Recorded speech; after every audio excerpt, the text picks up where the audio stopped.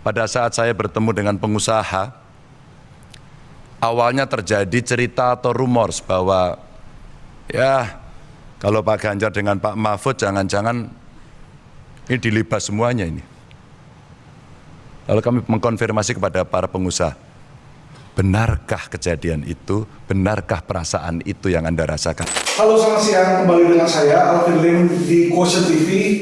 Hari ini kami mendapat kedatangan para tamu-tamu istimewa ya, yang mereka sebenarnya sudah mencari keadilan dari ujung kaki sampai kolong langit itu katanya ya, dan mereka belum menemukan di negara Indonesia ini.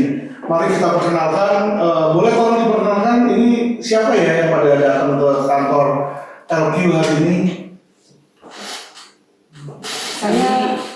Saya Vera Retno Juwita, korban jiwasraya dari dana pensiun. Saya Yudi dari Bancas, korban nasabah jiwasraya. Jiwasraya ya, oke. Nah, saya Gunawan Tony, juga korban jiwasraya, produknya juga bank assurance atau disebut dengan JS Proteksi Plan. Saya Nomi Jani, juga termasuk korban daripada polis asuransi jiwasraya dari bank assurance Standard Chartered Bank. Saya juga termasuk korban jiwasraya. Sebetulnya yang jadi korban adalah istri saya. Oke. Ya. Jadi uang pensiun dimasuk jiwasraya itu karena jaminan dijamin oleh pemerintah, bukan bangkrut kalau negaranya bangkrut. Ya. Dan sudah mendapat putusan inkrah sejak tahun 2021. Ya. Oke. Saya William dari korban asuransi jiwasraya dari Bank Hana. Bang Ana, beda banget aja ini ya. Ya. Saya Kernan, saya nasabah jiwasraya melalui Bank BTN karena ditawarkan oleh Bank BTN, produknya Bank Insurance. PNS, oke. Saya Felix, korban jiwasraya yang kita beli dari Bank Hana. Bang Ana ya, oke. Oke teman-teman, tadi kita dengar, jadi ini hanya sebagian perwakilan dari korban-korban jiwasraya ya. Ketika berbicara dengan mereka, saya menemukan bahwa korban itu sebenarnya banyak nih, ada ribuan orang ya. Tapi yang datang ke sini sebagian perwakilannya yang memang merasakan frustasi ya di situ ya. Boleh kita ceritakan singkat buat yang nggak ngerti ya, jiwasraya ini adalah sebuah asuransi ya. Nah, asuransi ini mereka tawarkan melalui produk perbankan, makanya dinamakan Bank S. Bank S itu Bank Assurance. Jadi dijualkan melalui bank, yang kita lihat tadi Bank BTN, Bank Hana, Bank Ana, ya bank macam-macam lah di situ ditawarkan. Jadi ketika orang datang ke bank mau taruh uang ya, karena mereka berpikir bank ini adalah tempat yang aman untuk menginvestasikan uang, mau masukin uang lagi, beruang lah bukan investasi ya, untuk menyimpan uang. Tidak disangka ketika ditawarin BNS ternyata bisa gagal bayar seperti ini ya. Nah, gagal bayar ini kalau teman-teman lihat pertama kali ketika ditawarin produk itu, mereka bilang produk ini untuk apa sih? Kalau boleh saya tahu singkat gitu. Jadi mungkin saya tambahin Pak Alvin itu. Silakan. PNS itu kata lainnya dari saving plan. Ya. Jadi artinya kita punya tabungan, ya, dirayu untuk bisa dipindahkan ke jiwasraya, ya, jiwasraya dengan tambahan jaminan. Dengan tambahan jaminan, oke. Jadi intinya seperti itu. Oke. Nah, kemudian kita kan mengikuti karena yang ditawarkan soalnya ada jaminan untuk kematian dan sebagainya. Jadi merasa ada kelebihannya. Dan yang kedua, yang kita masukin adalah bank namanya BUMN. BUMN, ya. Kemudian dari BUMN, bank BUMN tadi, kebetulan kami dari BTN dialihkan ke jiwasraya yang sama-sama BUMN. Asumsi kami percaya bahwa BUMN itu adalah terpercaya dan tidak ada ingkar janji. Iya. Itu kira-kira seperti itu. Oke, jadi teman-teman seperti yang pernah saya jelaskan, ya asuransi itu selalu mempunyai strategi menawarkan, mengiming-iming orang akan memberikan proteksi ya. Jadi kalau Bapak ini bilang sebagai jaminan, kalau saya mungkin menyebutnya lebih ke proteksi. Kenapa? Dia bilang ini adalah proteksi ketika Anda mengalami risiko dalam kehidupan.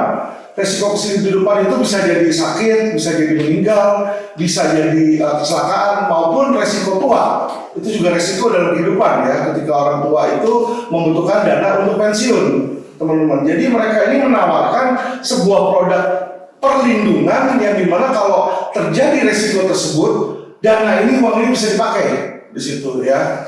Nah, berjalannya waktu ketika uang itu sudah masuk, ternyata gagal bayar nih teman-teman ya. Gagal bayar dari perusahaan asuransinya ini tidak bisa mengembalikan uang mereka, dana mereka. Coba secara singkat, langkah hukum apa yang sudah dilakukan untuk memperoleh uang tersebut dan sudah dari berapa lama ini? Kami sebagai nasabah yang dirugikan dengan adanya gagal bayar dan uang kita nggak dikembalikan, kemudian disusul dengan adanya program restrukturisasi itu, kita sudah menempuh jalur hukum. Di antaranya kita sudah menggugat melalui pengadilan negeri. Gugatan pengadilan negeri. Oke, lalu ada lagi langkah hukum yang dilakukan baik yuridis maupun non yuridis untuk mendukung gugatan itu atau kondisi kami, kita sudah mengirim surat dari berbagai macam instansi. Oke. Dari mulai DPR, kemudian DPD, kemudian OJK, Badan Perlindungan Konsumen, Menko Polhukam, Menko Polhukam, Presiden, Ombudsman. Ya. Jadi semuanya sudah kita coba untuk jalur komunikasi. DPD pun sudah bikin pansus malah. Jadi bersurat sudah, langkah hukum sudah, ya di situ ya. Unjuk rasa udah, demo udah juga, media udah, gitu ya. Udah dari berapa lama ini? 2020 ya? 2018. 2018. Jatuh temponya kami Jatuh pada 2018. 2018. Lalu ditindaklanjuti oleh Jiwasraya di tahun 2020. Dia menggunakan program restru yang kami tolak. Keluarin program restruktur yang ditolak di sini. Oke, dan selama 6 tahun ini pernah nggak ada wakil dari pemerintah atau pejabat-pejabat yang sudah memberikan solusi gitu loh? Maksudnya, oh Pak ini saya bantu sini solusinya ini biar supaya dapat. Ada nggak? Tidak ada. Nggak ada di sini. Selama ini kayak ke Menko Polhukam, apakah ditemui di situ ada yang membantu? Tidak ada. Jadi sudah beberapa kali dengan Pak Mahdi ke kantor Menko Polhukam, dilayani, ketemu? Tidak ditemui sama Menko Polhukam. Bukan yang dia langsung, anak buahnya yang datang. Hanya cuma menjanjikan nanti akan disampaikan. Tapi nggak pernah ada tindak lanjut kan? Maksudnya dari Menko Polhukam, sudah datang, ketemu, ayo saya bantu apa sih, dia dengerin dulu terus dia jalan, nggak ada ya? Oke. Tidak seperti Pak Yusuf Kala, Yusuf Hamka. Iya, nggak seperti petisi 100 lah ya. Iya. Petisi 100 mau ingin makzulin presiden ditemuin namanya. Mahfud kan, maksudnya itu istilahnya apa namanya, agenda politik aja dia layani ya. Ini kan agenda masyarakat di sini kan. Oke. Kami sudah bersurat kepada Menko Polhukam, ya kan, dijawab oleh pejabatnya Deputi. Kita suruh gugat kembali, sudah kalau kurang puas katanya. Suruh gugat kembali. Udah menang padahal ya. Makanya saya balas bahwa kami itu soal restru itu adalah materi dari pengadilan. Saya bilang, jadi nggak perlu lagi saya bilang saya mesti gugat lagi. Apalagi yang mau saya harap.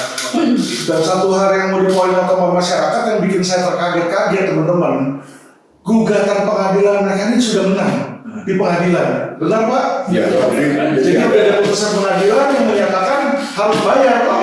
Ada 7 dari kita Pak. Udah inkrah belum putusannya? Udah inkrah ya? Ini inkrahnya sudah 2 tahun yang lalu. Sudah 2 tahun. Bulan Januari 2020. Bunyi putusannya apa Pak kalau dibacakan Pak? Yang menyatakan menang. Putusannya adalah bahwa Jiwasraya One prestasi Ya. dan mereka harus seketika membayar ke kami.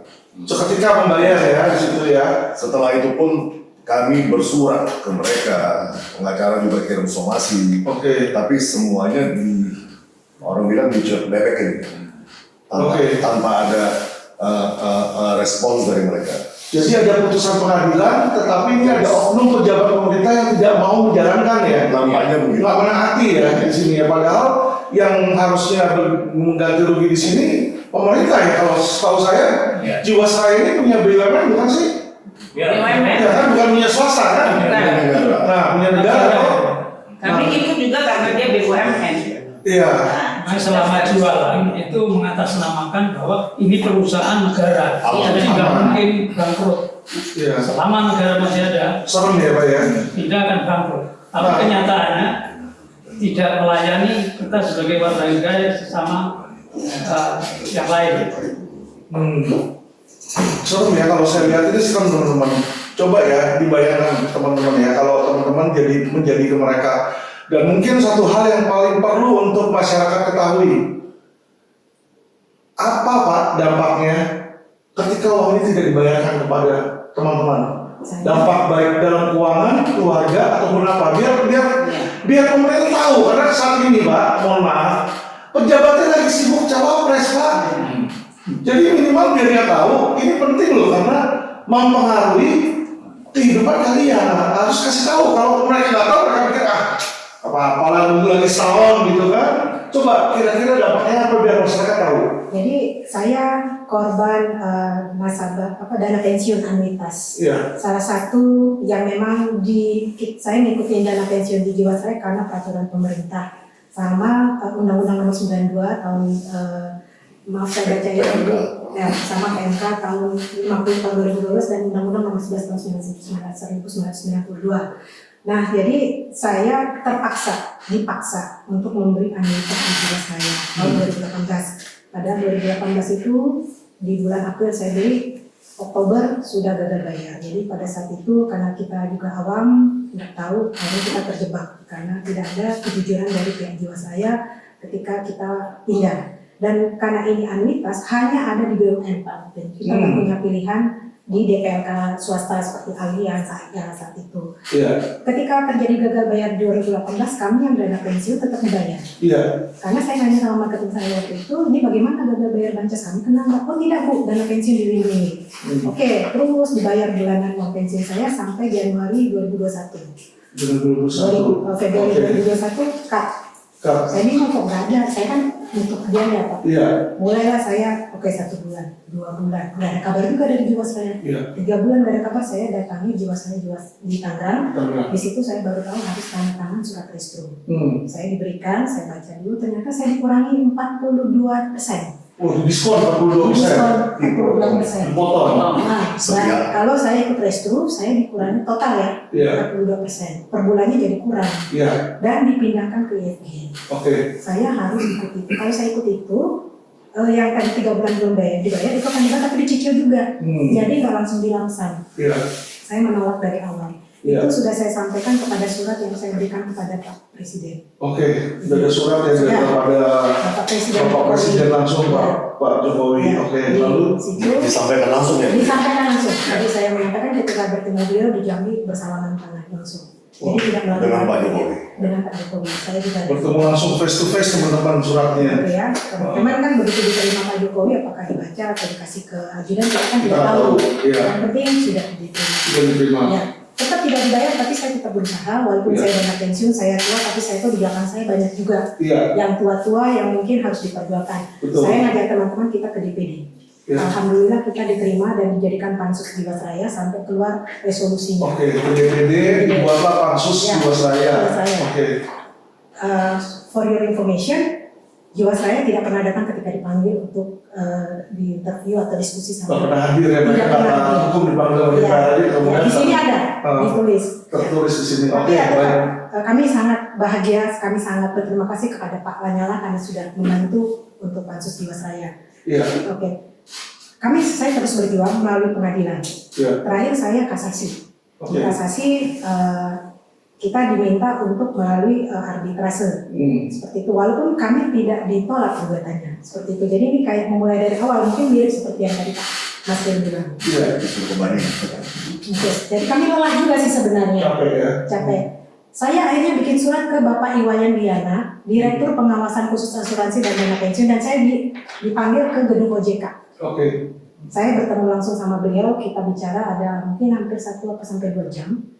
Dari pernyataan beliau yang saya tangkap, sikap daripada OJK adalah ketika dana pensiun dari DPLK dipindahkan ke asuransi, seperti even though itu Jiwasraya, itu sudah dianggap sebagai asuransi, bukan produk dana pensiun. Saat itu saya bicara kepada Pak Wayan, berarti itu penipuan umum, ya kan?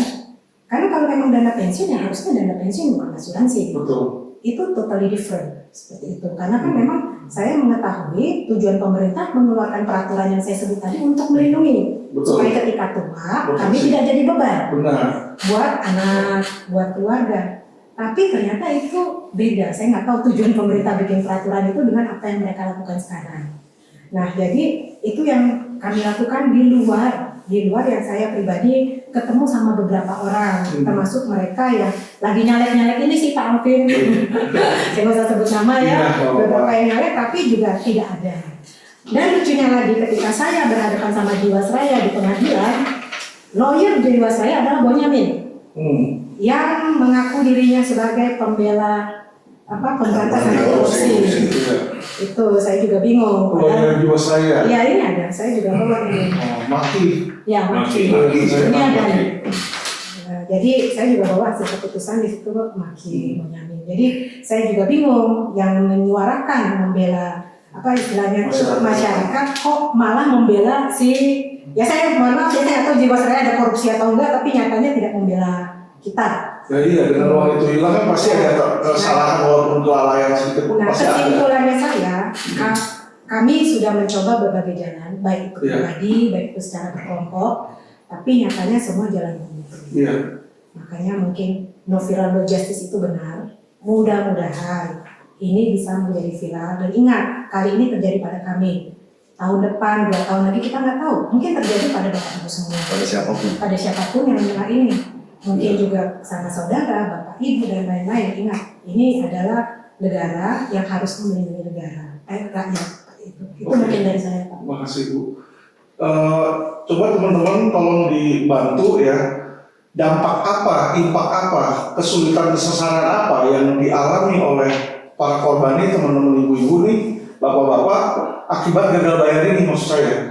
Ada nggak yang membuat apakah ini biasa-biasa aja atau apa ya udahlah biarin lah gitu. Bisa kami wakili Pak.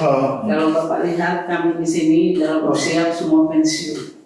Jadi kami menyimpan uang kami di bank asuransi itu tentunya untuk kehidupan kami setelah kami pensiun.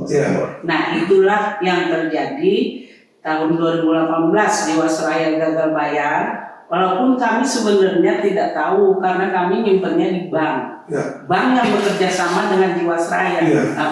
Jadi terutama bank asuransi kami tidak mengenal Jiwasraya. Kami mengenal banknya yang menjanjikan kepada kami bahwa ini BUMN dijamin aman. Ya. Kemudian itu yang pengaruh di kami tadi kami sampaikan. Sudah ada yang meninggal karena nggak bisa bayar, nggak bisa bayar rumah sakit.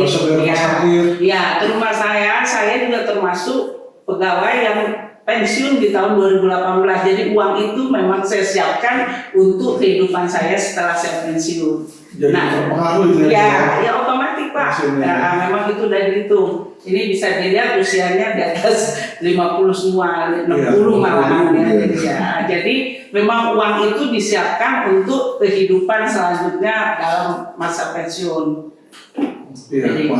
Jadi ada yang telepon saya dari Bandung nasabah dana pensiun, Bu, saya udah nggak kuat karena dia menolak. Kalau menolak berarti tidak ada uang pensiun yang dibayarkan. Saya butuh untuk biaya pengobatan suami. Dia bilang, bagaimana Bu, saya boleh ikut rescue atau tidak?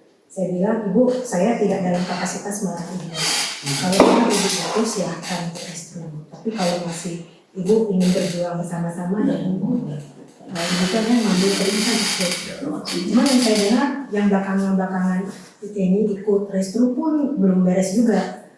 untuk pembayarannya yang saya dengar seperti itu dari beberapa teman-teman. Terakhir di September 2023 saya dipanggil Pak Angger, kita bertemu khusus nasabah pensiun, ditawarkan untuk masuk. Waktu itu saya bilang ini, sebenarnya tidak masalah bagi kami nasabah pensiun pindah-pindah, karena dulu DPLK di perusahaan saya lama juga tadinya A, kemudian ke B, ke C, sepanjang tidak mengurangi manfaat. Betul. Nah ini kan manfaat dikurangi, bagaimana? Seperti itu.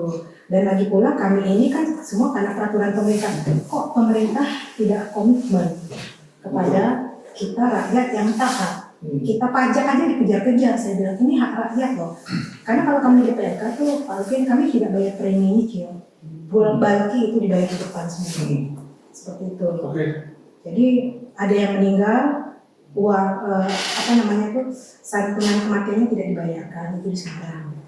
Seperti itu. Kemarin waktu kita ke DPP juga ada DPD ya, waktu kita temu sama mereka, ada yang datang itu juga nasabah pendidikan, itu anaknya sampai nggak bisa sekolah di sekolah yang dia inginkan dan masukin ke DPP, karena nggak ada biaya yang cukup untuk itu.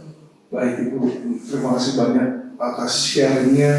Jadi ini teman-teman ya, menjadi pelajaran serius bagi kita, terutama kepada mereka pejabat-pejabat yang sedang mencalon, ya, menyalon mau jadi presiden kah, wakil presiden kah, anggota DPR. Ini loh rakyat-rakyatmu loh, ya, rakyat-rakyat ini sudah bertahun-tahun mencari keadilan, ini mereka nggak bisa dapetin keadilan, ya.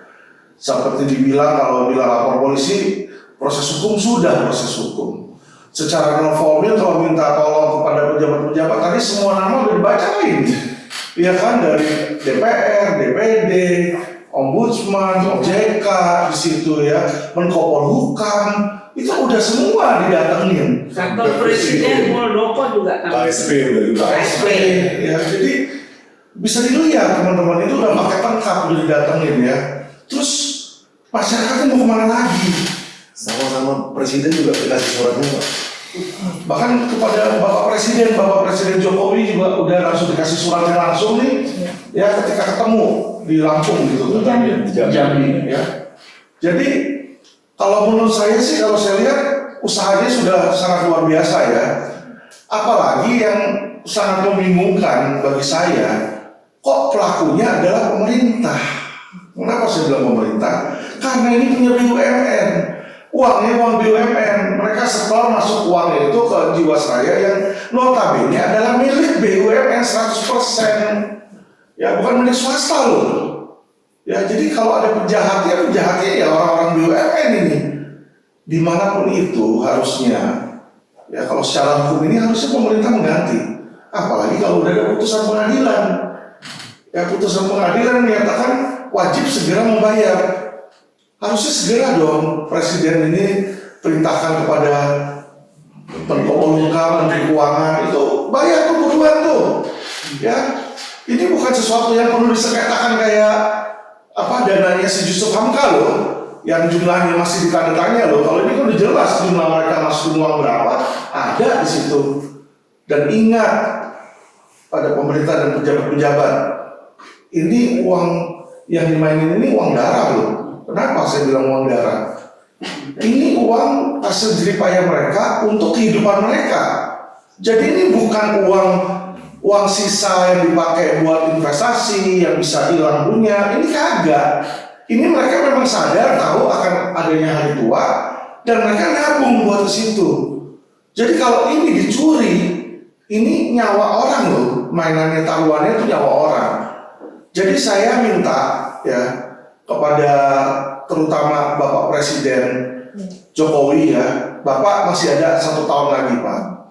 Saat ini suka nggak suka, jelek nggak jelek, Bapak ini presiden kami Pak, presiden yang sah. Ini rakyatmu minta tolong dengarkan ya Pak Presiden. Coba kalau ada Bapak Presiden silakan ya, ada yang mau menyampaikan pesan atau permintaan apa nih, mau dibantu dalam hal apa nih, coba tolong sampaikan langsung ya. Jadi bukan kata-kata saya tapi kata-kata dari para korban langsung gitu loh. Yang kita minta bantu itu sebetulnya sederhana. Apa Pak? Silakan. Tanpa kita menuntut, harusnya hak kita itu dibayarkan oleh negara lewat BUMN. Sekarang malahan kita yang sudah punya putusan inkrah final yang sudah kemanapun dibawa di dunia ini udah selesai gitu. 2 tahun tidak dibayar Pak. Jadi saya juga sering menanyakan lewat medsos ke Pak Presiden juga, apakah negara kita ini masih negara hukum atau cuma di atas kertas? Sedangkan kita sebagai rakyat, kita harus patuh hukum. Betul. Iya kan Pak? Apapun juga kita hilang jalan kita bayar. Sekarang tuduh KTP 6 juta ya maksudnya kemarin 2 tahun tuh. Pak Alvin, sebelum kita mengajukan kasus itu pengadilan, kita dulu punya harapan. Kita punya kepercayaan dengan sistem peradilan di negara kita. Iya. Apalagi dulu salah satu menteri yang terlibat dalam masalah ini, yang mungkin nggak perlu saya sebut namanya, muncul di TV mengatakan bahwa kita akan patuhin putusan hukum. Nah, sekarang putusannya udah 2 tahun, sudah dibawa ke menteri-menteri yang bersangkutan. Pak Mahfud juga udah ketemu langsung dengan menteri BUMN-nya, bawa berkas, diminta bawa berkas, setelah dikasih berkas, habis itu menghilang ya. Sama Pak sikapnya, jadi yang diinginkan apa nih untuk Pak Presiden itu? Hanya 3 Pak yang kita inginkan. Iya, apa? Itu. Pertama karena kasus ini adalah kasus BUMN, dan itu adalah tanggung jawab negara. Oke. Yang kedua, saat ini perusahaan itu punya uang, jadi tidak bisa menolak karena dia melaporkan bahwa negara ini atau BUMN ini punya uang, jadi harus membayar kita. Dan itu ada peraturannya. Nah, yang ketiga bahwa peraturan OJK itu mengatakan kalau misalnya akan dilikuidasi, itu jelas kewajiban kita punya hak preferen untuk dibayar. Jadi kalau kami mohon dari pejabat-pejabat yang bersangkutan itu dilaksanakan 3 hal tadi. Begitu Pak. Jadi intinya mau dibayar Pak. Iya. Itu Pak, kan. saya bisa tutup Pak. Oke. Nah, kalau mau dibayar ini berapa jumlahnya yang grup kalian ini yang jumlahnya sebetulnya tidak besar. Ya nggak apa-apa, makanya ini biar supaya mereka tahu toh. Di laporan biar Jiwasraya masih 6,7 triliun ya Pak ya. Ya. Aset equity mereka. Sedangkan yang tagihan kita ini cuma 100 miliar. Tidak sampai 100 miliar. 110 miliar. 110 miliar. Bank Assuran itu 16,8 triliun. Sekarang sisanya tinggal di bawah 100 miliar. Nah, Bapak Presiden Jokowi tolong dibantu ini ya, perintahkan kepada Menteri Keuangan, ini utang negara loh kepada mereka 180 miliar, itu sudah ada putusan pengadilannya. Tolonglah dihargai. Kalau pemerintah saja tidak mau menjalankan putusan pengadilan, lah buat apa kami warga negara jalan di putusan peradilan toh kalau kayak begitu? 180 miliar, bukan uang besar, apalagi tadi menurut teman-teman Jiwasraya ini sudah punya aset sebesar kurang lebih 7 triliun ya. Jadi laporan keuangannya mereka sudah punya 7 triliun ya. Kalau 180 miliar ya itu perkara kecil lah seharusnya. Tinggal mau atau tidak untuk membayar di situ. Tolonglah ini uang darah ya, jangan sampai karena uang seperti ini masyarakat jadi terbeban Pak.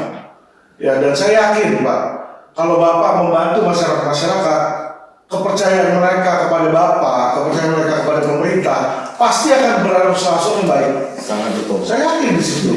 Karena mereka datang ke sini pun, mereka mau lakukan no justice ini sebenarnya, kalau boleh saya bilang Pak, maaf Pak, benar nggak? Jeritan keputusasaan kalian. Iya. Betul. Kalian putus asa kan sudah berjuang kan? Sudah tidak ada jalan lain lagi nampaknya. Makanya teriak kayak begini kan bukannya mau teriak ke Jokowi tapi kan putus asa. Mau bagaimana lagi? Ya, jadi jangan sampai nanti ada hater-hater atau apa yang bicara bilang kita ini mau pamor, mau curi, mau apalagi mau menghina, mencemarkan nama orang, tidak ada. Tidak ada. Ini mereka benar-benar sudah datang kemana? Semua DPR, Menko Polhukam, Presiden ditemuin. Ya bukan karangan dari saya Alvin loh. Dan satu hal lagi untuk biar supaya tidak ada jadi fitnah di antara kita. Ini teman-teman ini semua tidak ada ya yang jadi klien Alvin maupun Indonesia Law Firm ya.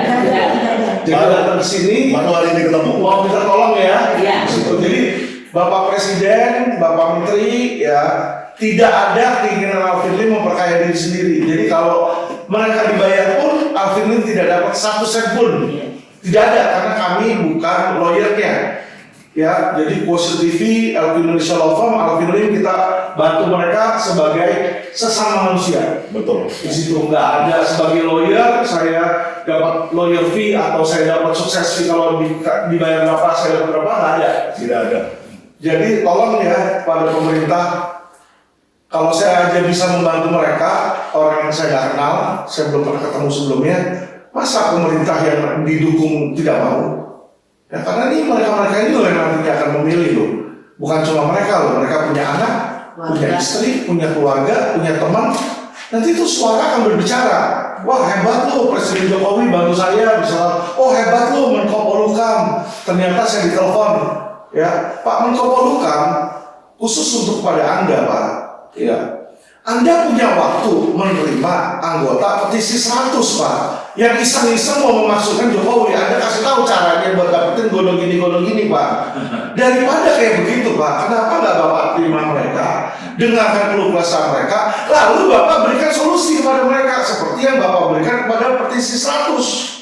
Kasih tahu mereka, gini Pak, cara dapetinnya Bapak gugat dulu, habis itu sama saya ke Menteri Keuangan, misalnya geblak-geblak di sana, habis itu kita ketemu Presiden, saya yakin Pak, Bapak bakal lebih mendapat dukungan Pak dibanding Anda membantu ya sebuah grup untuk memakzulkan Presiden yang notabene adalah atasan Anda saat ini.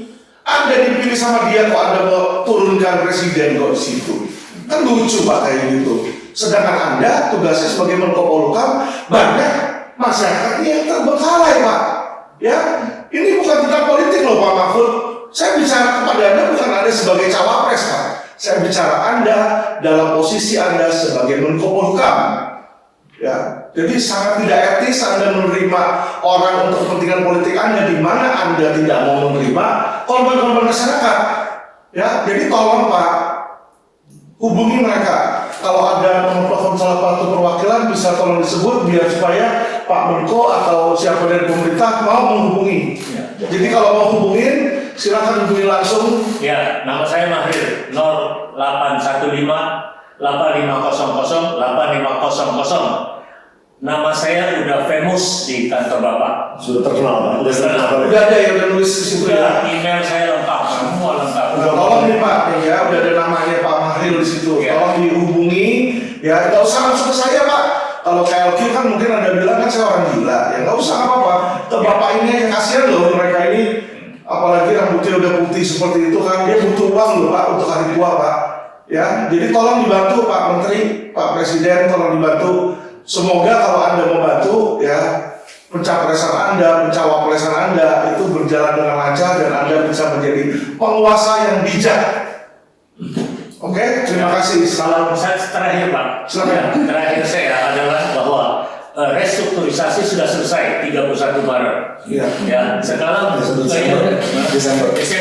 Yang dia sekarang ditunggu adalah untuk melakukan likuidasi. Oke. Berdasarkan undang-undang dan peraturan OJK, sebelum melaksanakan likuidasi harus menyelesaikan kewajiban-kewajiban itu. Ya. Jadi itu hajatnya pemerintah Jiwasraya dan OJK.